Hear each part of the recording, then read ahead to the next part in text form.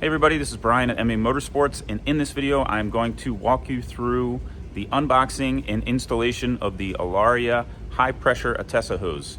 Very cool product, really excited to show you guys it. I think it's pretty unique. Once you get it out of the packaging, you'll have a neatly assembled little kit here of the components and then the hose itself. Hoses are pressure tested and sealed off when we ship them to you. The hose is made from XRP Pro Plus material. All this stuff is made here in the United States. All crimped together, lightweight, motorsport grade materials. You'll notice it even has the heat sleeve on it here and a little DR25 abrasion resistant material here as well. We'll get to where those land later in the video.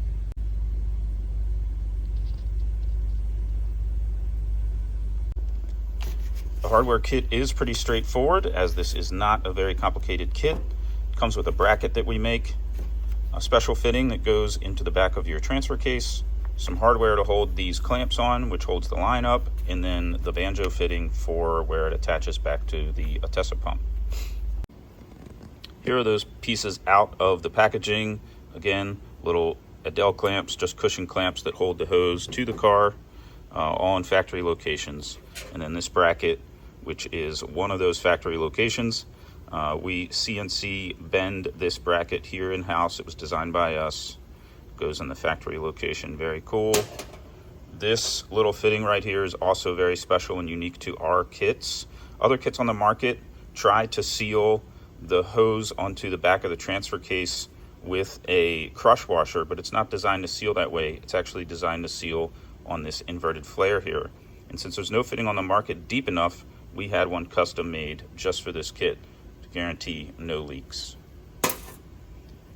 This here is the banjo adapter, just converts the line off the pump to AN.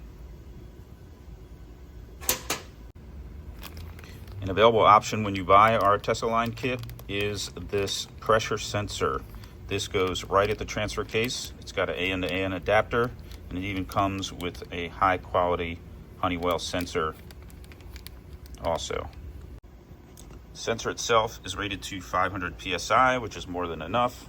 And as you can see here, very straightforward addition to the kit. But again, this is optional. If you don't need to monitor your ATTESA pressures, you don't need this option. So onto the install, it is pretty straightforward. You replace the line from the back of the transfer case, and it replaces the soft line to the hard line, to the soft line again, all the way up to the pump itself, right up there.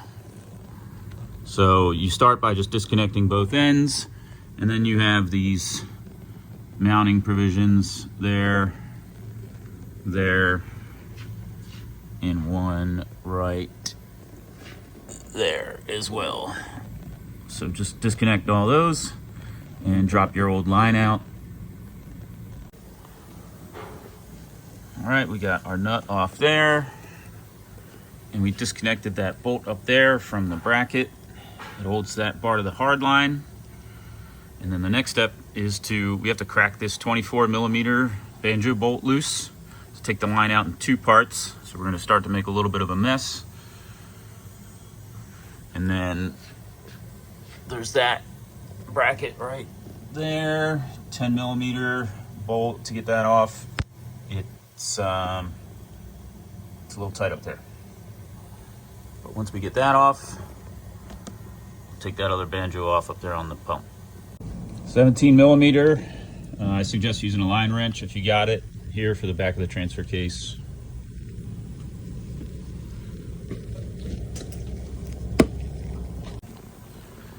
So we got everything disconnected on this front half of the original line, and this is where you can, if you want to keep your old line intact, you would have to drop your drive shaft down, which requires dropping the exhaust in most cases. I'm just going to cut this line just to save time, because you don't need the drive shaft removed to put the ALARIA line in. So we're just going to snip the hard line here and then snake it out that way. Right there, exactly. That'll work.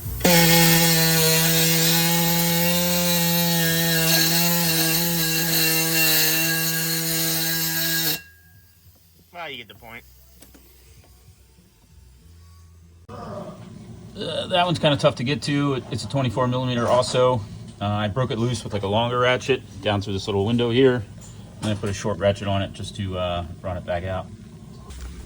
First thing we're going to do is put the connections in at the two ends of where the hose connects. So this is our proprietary fitting we have made.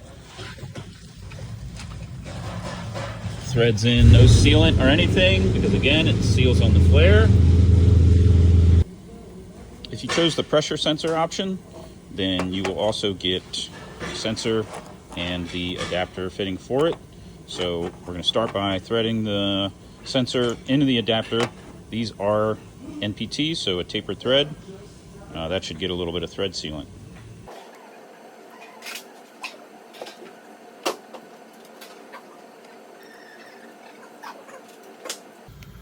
So again, if you didn't get the pressure sensor option, then your hose is going to just connect right there. Since I'm putting a sensor on this car, we are going to thread that on there.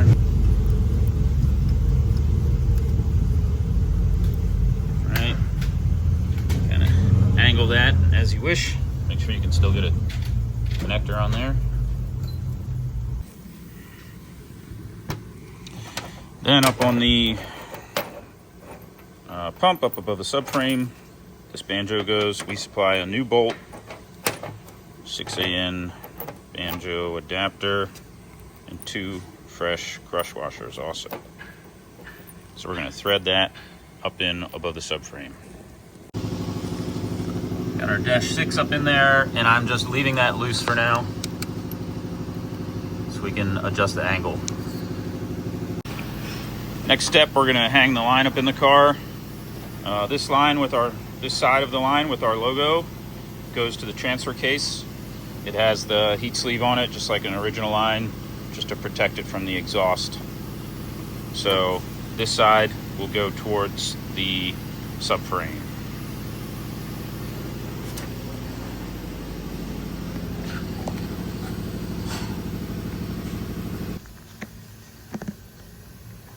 All right, we got the hose attached to this side.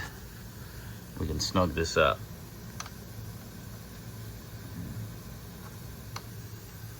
And you see we have that running up here over top. We're actually going to, then the next step, we're going to place the bracket here that we supply to attach the line here to this factory location. This is that bracket, bolts right in the factory location, just like the one on the OEM line did. Installed. It's got a little flap there just so it can't spin or anything. So we supply 3 of these mil-spec cushion clamps, one of them being a little bit bigger. This is the one that's going to connect to that bracket, and it's a little bit bigger because it has to go around the heat sleeve there as well. Use one of these supply to M6 socket cap bolts to attach it to the bracket.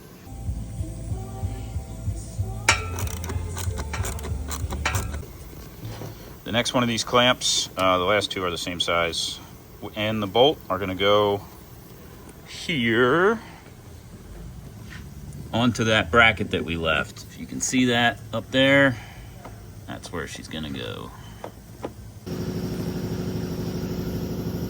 So before you tighten that P-clamp there, make sure you feed a little slack through that way towards the front of the car. And basically what that'll do is just give you some space around your drive shaft. You obviously don't want this line to be rubbing on your drive shaft, so just once you get the clamp started, you can then give it a little bit of slack between the 2 clamps, between this one and the one you just put on. And then once you tighten it down, the slack will stay there and it'll have plenty of space above the drive shaft. And our last P-clamp is going to go right there on that original stud and just hold the line right there next to it. Again, just make sure that you're got the line tucked up away from the drive shaft. There's our clamp. And so the last step is to hook up the line at the diff up there. And while the banjo bolt is a 24 millimeter from the factory. The one we supply is a little smaller, 22 millimeters, what you need. Thread that on. If you have an AN wrench, I suggest using it just to not gull the aluminum. And then you'll see we have this like DR25. It's like a abrasion resistant heat shrink. And that just rests right on top of the subframe there.